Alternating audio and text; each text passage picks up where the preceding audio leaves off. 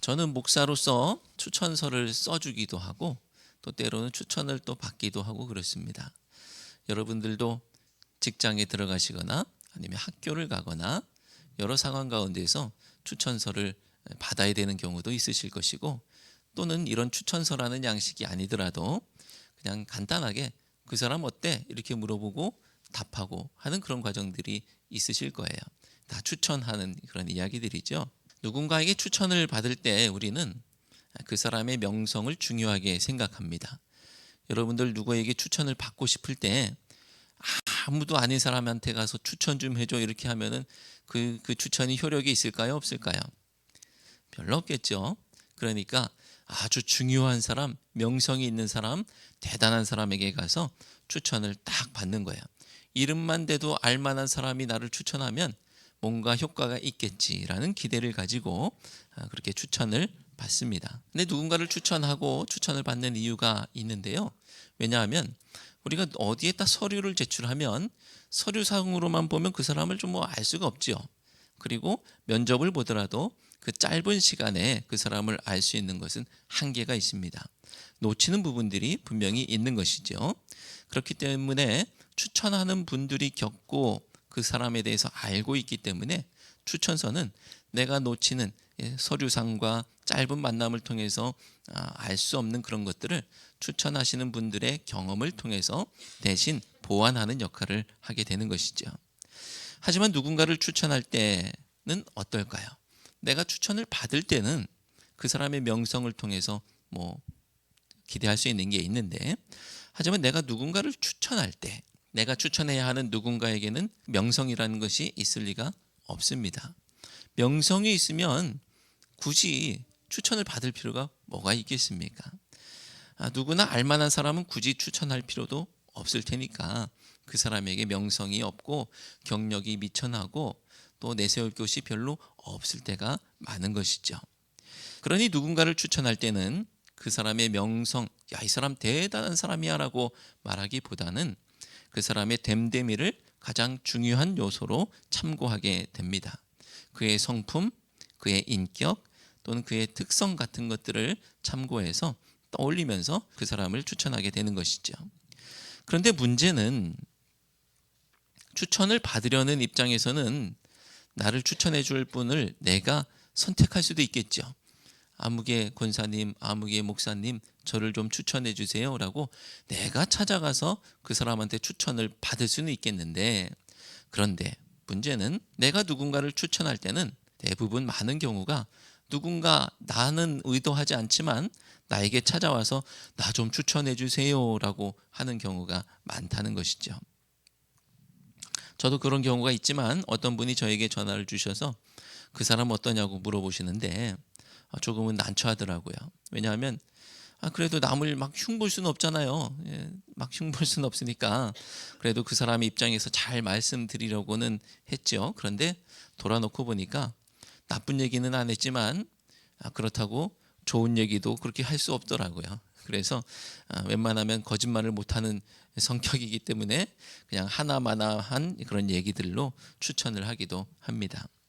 사랑하는 성도 여러분, 여기서 우리가 교훈을 얻을 것이 있는데, 누가 추천하느냐가 중요한 것이 아니고요, 내가 과연 추천받을 만한 사람이냐, 이것이 중요하다는 것입니다. 왜냐하면 아무리 날고 긴다는 분이 추천을 해도 그 추천하는 분의 이름을 믿고 만약에 그를 채용했어요, 합격시켰어요. 근데 그 사람의 됨됨이는 금방 들통이 나기 때문에 그렇습니다. 제발 내가 누구에게 나를 추천해달라고 할 것이라고 한다면 자신을 추천받을 만한 모습으로 잘 가꾸고 아름답게 가꾸는 우리 모두가 되기를 바랍니다. 그러면 그 삶은 우리에게 분명히 보답할 것이고, 굳이 사람의 추천이 없어도 아름다운 열매를 맺고 귀하게 인도를 받는 아름다운 인생이 될 줄로 믿습니다. 오늘 읽은 짧은 2절 말씀은 바울의 추천서입니다. 바울의 추천서. 바울이 누구를 추천하고 있습니까? 베베라는 사람을 추천하고 있는데요. 베베가 누군지 오늘 1절 말씀을 통해서 확인해 보도록 하겠습니다. 함께 읽겠습니다.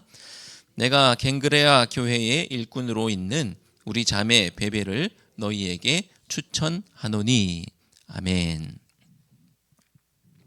1절 말씀에 베베에 대한 몇 가지 정보가 나오고 있는 것을 보게 됩니다. 첫째로 베베는 갱그레아 사람이라고 합니다. 갱그레아가 어디냐 하면요, 고린도에서 10km 정도 떨어져 있는 항구 도시예요. 갱그레아도 고린도의 한 부분이라고 할 수 있습니다. 바울이 지금 고린도에서 편지를 쓰고 있기 때문에, 고린도에서 로마 교회에 편지를 쓰고 있기 때문에 뜬금없이 갑자기 저 수천 킬로미터 떨어져 있는 사람이 생각나서 추천하고 그러는 것은 아니고요. 개연성이 있죠. 가까이에서 만나고 있는 지금 누군가를 추천하고 있는 거예요. 다음으로 베베는 갱그레아 교회의 일꾼이라고 합니다. 일꾼이라는 단어가 혹자는 목회자급 단어다, 이 목회자를 가리키는 거다라고 주장하기도 하지만 아직 교회가 제도화되기 이전이기 때문에 목회자로 보는 것에는 좀 무리가 있다는 말도 있습니다. 이러나 저러나 중요한 것은 베베가 지금 교회와 주님의 나라를 위해서 헌신하는 일꾼이다라는 것이죠. 마지막으로 그는 여성이었는데요, 한국 이름으로 그 이름을 들으면 남자구나 여자구나가 이제 어느 정도 판명이 됩니다. 물론 중성적인 느낌의 이름도 있고 아예 남자가 여자 이름을 갖거나 여자가 남자 이름을 갖는 경우도 있지만, 거의 대부분은 이름을 가지고 알 수 있지만 우리가 성경 속에서 만나는 인물들은 헬라식 이름을 대부분 가지고 있기 때문에 그 이름들을 가지고서 신약 성경에서 남자다 여자다 판단하기가 쉽지 않은 경우가 있지만, 오늘 자매라고 분명하게 우리에게 알려주고 있습니다. 오늘 베베에 대한 바울의 추천의 모습을 보면서 우리가 짚고 넘어갈 부분이 있는데요, 바울이 왜 지금 베베를 추천하고 있느냐라는 것이고요, 또 뒤집어서 말하면 베베가 왜 지금 바울의 추천을 받을 만한 무슨 일이 있는가라는 것입니다. 오늘 말씀에는 정확하게 나와 있지 않기 때문에 추측할 수밖에 없지만, 어떤 학자들은 베베가 지금 이 고린도가 있는 이 아가야 지방에서 로마로 이주하려고 한다라고 생각을 하기도 합니다. 고린도에서 아가야 지방에서 이제 로마로 이주하려고 하다 보니 거기에서 새로운 지역에서 잘 적응할 수 있도록 로마 교회 성도들이 좀 도와주면 좋겠다라는 그런 생각인 것이죠. 그러면 추천할 만하죠. 그런데 어떤 학자들은 지금 베베는 지금 바울이 기록하고 있는 로마서를 가지고서 로마로 전달하는 임무를 맡고 있다라고 그렇게 말하기도 합니다. 아마 여러분들이 접하는 많은 자료들에서 이렇게 말하고 있을 건데요, 근데 우리가 추측하고 있을 뿐입니다.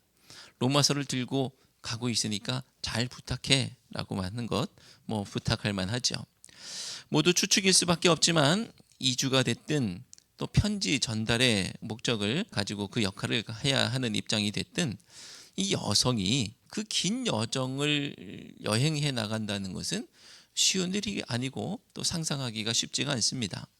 왜냐하면 지금도 여성들이 혼자 그 긴 여정을 여행한다는 것이 쉽지 않은 일인데, 이때 당시에는 더 위험했겠죠. 그렇기 때문에 과연 베베가 혼자 로마 교회를 향해서 갔을까라고 한다면 그렇지는 않을 수 있겠다. 일행들이 있었을 것이고, 그리고 이주해 간다고 한다면 가족들도 많은 일행들이 있었을 것이다라는 생각을 하게 되는 것이고, 또 로마서를 전달하는 입장에서도 혼자는 아니었을 것이다라고 짐작을 하게 됩니다. 어쨌거나 오늘의 추천에 대해서 몇 가지 더 생각해 보면요, 먼저 추천하는 사람의 문제입니다. 과연 자신이 세운 교회도 아닌 이 바울이 지금 추천하고 있는데, 로마 교회는 자기가 세운 교회도 아니거든요. 그 교회에 바울은 누군가를 추천할 만한 명성이 있었던가라는 것입니다. 사실 바울은 로마서의 권면을 과연 로마 교인들이 잘 받아줄 것인가, 내가 지금 로마 교회를 향해서 권면하고 있는데 이것들을 그들이 잘 받을 것인가라는 확신도 없었던 상황이에요. 그래서 서신을 마무리하기 전에 이 15장에서 로마 교회 성도들이 이걸 잘 받을 수 있도록 그들의 비위를 맞추는 노력을 상당히 했죠. 자, 그렇다면 또 추천을 받는 사람인 베베는 어떠냐라는 것인데요. 그는 과연 추천받을 만한 사람이냐? 자, 첫째는 바울은 추천할 만한 사람이었나? 그런 영향력이 있었나? 둘째는 베베가 과연 추천할 만한 사람이었나? 라는 것인데요. 그것은 우리가 베베를 모르는 입장에서는 알 수가 없지만 지금 바울이 자신도 받아들여지기를 확신하지 못하는 상황 속에서 누군가를 여유롭게 추천할 입장은 아님에도 불구하고 그럼에도 불구하고 베베를 추천하고 있다라는 것은 베베가 추천할 만한 사람이었구나라는 것을 짐작하게 합니다. 그리고 너무나도 당연하게도 그 사람이 과연 추천받을 만한 사람인가에 대해서는 당연히 알 수가 없기 때문에 추천서를 전달하는 입장이라고 한다면 서로 모르기 때문에 당연히 모르죠. 그렇기 때문에 추천하는 사람의 추천을 신뢰할 수밖에 없어요. 이것이 추천서를 쓰는 이유입니다. 추천서를 들고 등장한 낯선 사람을 대할 때 우리는 그냥 추천하는 사람을 신뢰할 뿐인 거예요. 제가 아는 어떤 분이 집을 수리했는지 또 뭐 어떤 변화가 있었는데 그런데 누군가 그 구경을 왔더래요. 이렇게 바뀌었구나 이렇게 했구나라고 구경을 왔어요. 근데 그분이 여기 교회 목사님이 좋으니까 여기 교회 나가라고 이렇게 얘기했다는 거예요. 제가 이래봬도 제가 추천해달라고 하지도 않았는데 누구한테 추천받은 사람입니다. 할렐루야. 사랑하는 성도 여러분, 바라기는 여러분들 모두가 제가 누군가에게 추천할 만한 분들 되시기를 바라고 또 저도 여러분들이 다른 누군가에게 추천할 만한 목사가 될 수 있도록 기도해 주시길 바랍니다. 자, 그런데 중요한 것이 하나 더 남았습니다. 바울은 지금 추천을 했고 베베는 추천을 받았는데 그렇다면 바울에게서 베베를 추천받은 로마 교회 성도들은 어떻게 해야 되느냐라는 거예요. 2절 말씀을 통해서 확인하도록 하겠습니다. 2절 함께 읽겠습니다.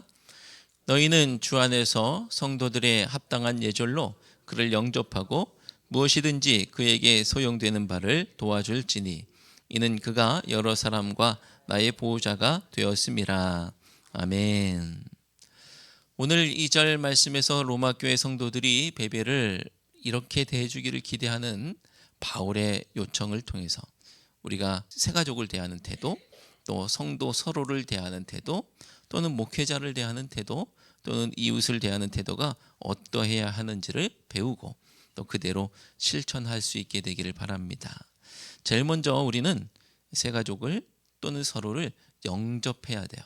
영접. 2절 말씀을 그대로 말씀드리는 거예요. 제가 해석한 것도 아니에요. 영접해라 이겁니다. 영접.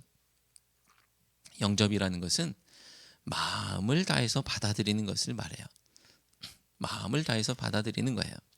누가 왔는지 갔는지 오는지 안 오는지 오든지 말든지 관심도 없고 시큰둥하고 쎄하면 영접이라고 할 수 없겠죠.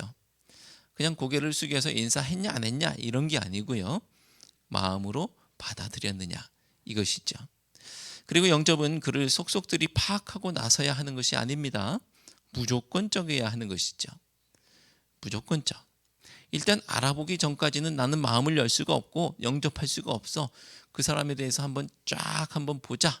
그 다음에야 어떻게 할지 판단할래. 이게 아니라는 거예요. 로마 교회 성도들이 베베를 알면 얼마나 알겠습니까?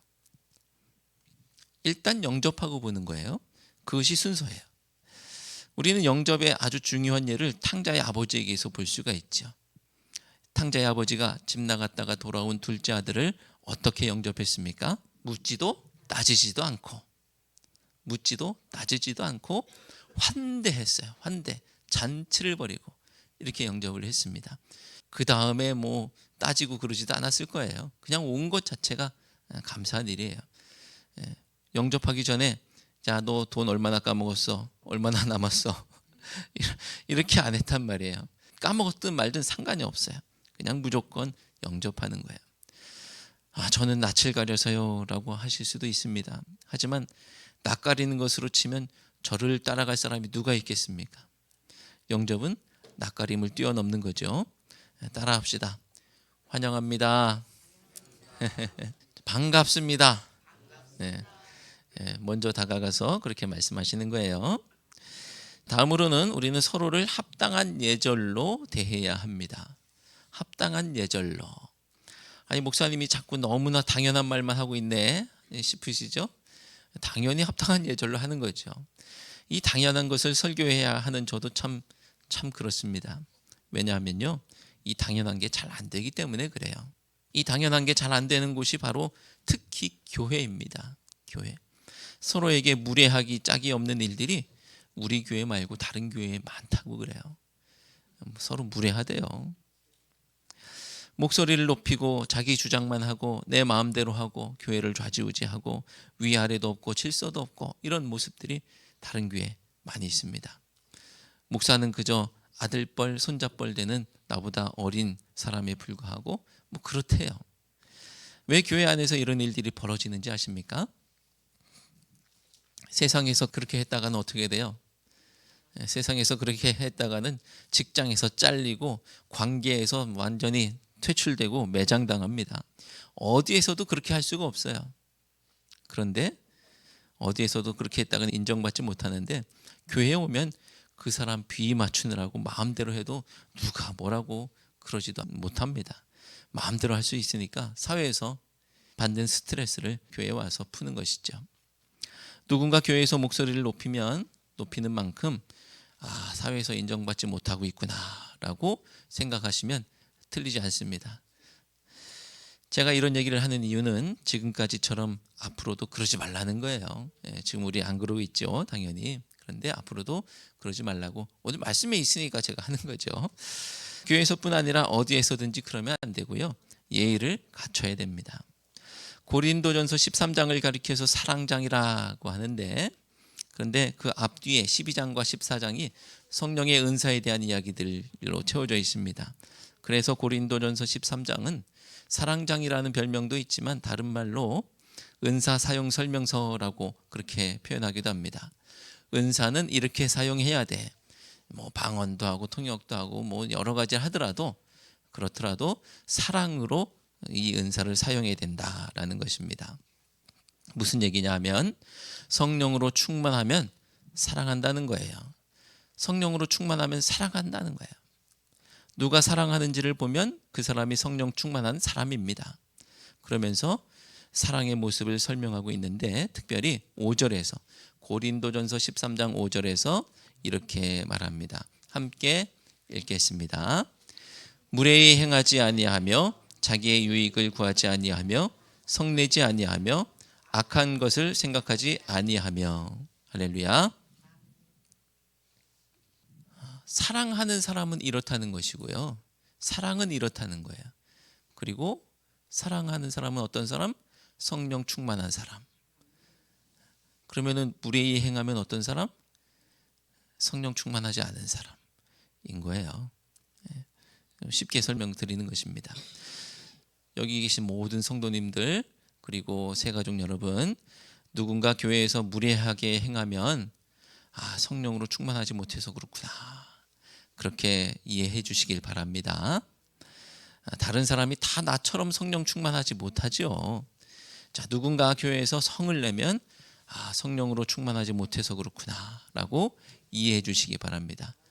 다른 사람이 나처럼 성령 충만하지 않아서 그래요. 부부간에도 지켜야 할 최소한의 예의가 있다고 했습니다. 마찬가지로 성도 간에도 합당한 예절을 갖춰야 합니다. 혼자라면 모를까, 관계는 기본적으로 예절을 요구하는 거예요. 예절을 갖추지 못할 때 동물로 비유하기도 하지 않습니까? 바라기는 서로를 합당한 예절로 대할 수 있는 우리 모두가 되시길 바랍니다. 다음으로 우리는 다른 성도들에게, 새가족들에게 소용되는 바를 도와줘야 됩니다. 다른 성도들에게 필요한 또 그들이 소용되는 것들, 그들에게 소용되는 것들, 또 새가족들에게 소용되는 것들을 도와줘야 합니다. 다른 번역들에서는요, 소용되는 바라는 것을 도움을 바라는 것이라고 번역하고 있습니다. 누가 도움을 바라고 있다고 한다면 그것을 도와줘야 된다라는 것이죠. 성도 서로가 어떤 도움이 필요한지를 살피는 것은 참 귀한 일입니다. 지난 주간에 어떤 분이 저에게 이런 말씀하세요. 제가 목사님에게 어떤 도움을 드리면 좋을까요? 우리 교회 성도가 아니에요. 제가 목사님에게 어떤 도움을 드리면 좋을까요? 그렇게 물어보시더라고요. 그래서 제가 뭐라고 했을까요? 그런 말 마시고 그냥 교회나 나오세요. 그렇게 말씀을 드렸죠. 목사에게 교회에 잘 나오는 것이 목사를 돕는 일입니다. 그 이상의 무슨 도움이 있겠습니까? 우리도 다른 사람을 종종 돕기는 하죠. 그런데 문제는 내가 돕고 싶은 대로 돕는 거예요. 뭐 이거 나쁘진 않습니다. 하지만 더 좋은 방법도 있는 것이죠. 자기 방식대로 자기 좋을 대로 하지만 그것이 아니고요. 그가 필요한 것을 그가 원하는 대로 돕는 것이 필요합니다. 우리가 누군가의 도움에 감사할 수 있는 것은 그가 자기 중심으로 생각했을 때가 아니고요. 나를 중심으로 생각해 주었을 때, 어머 이런 배려도 하는구나, 어머 내 입장을 이렇게 생각해 주는구나, 이럴 때 정말 감사하고 고맙죠. 그래서 우리 교회의 모든 중심은 내가 아니라 다른 성도가 되길 바라고, 더 특별히 새 가족이 되어야 하는 것입니다. 마치 가정에 새로운 생명이 태어났을 때 온 가족이 그 아이를 중심으로 움직이는 것처럼 아이가 무엇을 원하는지를 생각하는 것과 같이 우리가 그렇게 성도를 대하는 것입니다. 바르게는 서로에게 소용되는 바를 마음을 다해서 도울 수 있는 우리 모두가 되시기를 바랍니다. 교회 나왔는데 성도들이 나를 영접해주고 합당한 예절로 대해주고 내 필요에 관심을 가져준다면 얼마나 감사할까요? 하지만 새가족 여러분 중에는 우리 주곡교회에서 이런 것들을 느끼지 못하실 수도 있을 겁니다. 목사님은 설교를 이렇게 했는데 왜 다른 성도들은 나를 이렇게 대하지? 라고 생각하실 수도 있을 거예요. 왜냐하면요, 아까 말씀드린 것처럼 기존 성도님들 중에는 낯을 가리는 분도 계실 거예요. 그리고 성령 충만하지 못한 분도 계실 것이고, 그리고 세상에서 상처를 많이 받은 분도 계실 겁니다. 이런저런 이유로 나 하나 수습하기 바쁘고 급한 분들이 많이 계십니다. 그러면 뭐 관계에 신경 쓸 겨를이 없을 때가 있죠. 하지만 그럼에도 불구하고 그런 부분들은 다 잘 이해해 주시길 바라고요. 또 서로가 서로에게 마음을 열고 다가갈 수 있는 우리 모두가 되시기를 바랍니다. 오늘 말씀에서 우리는 바울이 베베를 왜 추천하는지 그 이유를 어느 정도 알 수가 있는데요. 바로 2절에서 이는으로 시작하는 이하의 말씀입니다. 이는이라고 시작하는 이하의 말씀 함께 읽겠습니다. 이는 그가 여러 사람과 나의 보호자가 되었음이라. 아멘. 보호자가 된다라는 것이 무슨 뜻이냐 하면요, 이 세번역 말씀처럼 그는 많은 사람을 도와주었고 나도 그에게 신세를 많이 졌습니다. 도와주고 그 사람으로 인해서 내가 신세를 많이 졌으면 그 사람이 나의 보호자가 되는 것이죠. 나그네 인생을 살아가고 있는 복음 전도자들에게 거기 갔더니 아무것도 의지할 것 없는 그곳에서 나를 보듬어 주는 거야. 마치 부모님처럼. 그 보호자가 되는 것이죠. 베베가 많은 사람들을 도왔고 바울도 베베의 신세를 많이 졌다고 하는 것을 보면 베베가 얼마나 섬기기를 좋아하는 사람인지를 알 수가 있습니다. 하지만 섬기는 것은 쉬운 일이 아니죠. 재정적인 손실도 감수해야 하는 것이고요. 나의 삶과 에너지를 나눠야 하는 일이기도 합니다. 하지만 베베는 기꺼이 그렇게 했고 그로 인해서 바울의 선교 사역은 더 힘을 얻을 수 있었고 많은 사람들의 사역도 더 풍성할 수 있었습니다. 그런데 중요한 것은 베베의 섬김과 헌신이 그저 땅에 떨어져 없어지지 않는다는 거예요. 바울이 베베의 섬김을 기억하고 있고 로마 교회 성도들이 그것을 전해 들어 알게 되었고, 그리고 지금 우리도 베베의 헌신이 어떤 것인지를 보고 듣고 귀감을 얻고 있습니다. 그리고 무엇보다도 하나님께서 베베의 섬김과 헌신을 외면하지 않으실 것이라는 사실입니다. 주님께서 기억하십니다. 주님께서 베베를 도우실 것입니다. 사랑하는 성도 여러분, 베베를 향한 바울의 추천의 말을 들으며 우리가 형제자매를 어떻게 대해야 하는지를 살펴봤습니다. 영접하고 예절로 그리고 도움으로. 그렇게 하는 것은 손해보는 일이 아니라는 것을 기억하시기 바랍니다. 심은 대로 거둘 것이기 때문입니다. 바라기는 섬김과 헌신을 심어서 주님의 마음을 얻고 교회의 평안을 얻고 관계의 풍요를 얻고 갚으시는 하나님의 은혜를 누리게 되는 우리 모두가 되시기를 주님의 이름으로 축원합니다. 기도하겠습니다. 하나님, 베베를 로마 교회에 추천하는 바울의 권면을 들으며 저희가 다른 성도들을 어떻게 대해야 할 것인지를 생각해 보았습니다. 너무나 기초적인 태도지만 어떤 이들에게는 낯선 모습일 수도 있고 외면했던 모습일 수도 있음을 고백합니다. 차별 없이 조건 없이 받아들이게 하시고 서로가 합당한 예절로 대하게 하시고 마음으로 그의 필요를 채울 수 있는 저희가 되게 하옵소서. 저희 주곡교회 모든 성도들이 누군가에게 추천받을 만한 성도로 성숙하기를 기대하며 예수 그리스도의 이름으로 기도드리옵나이다. 아멘.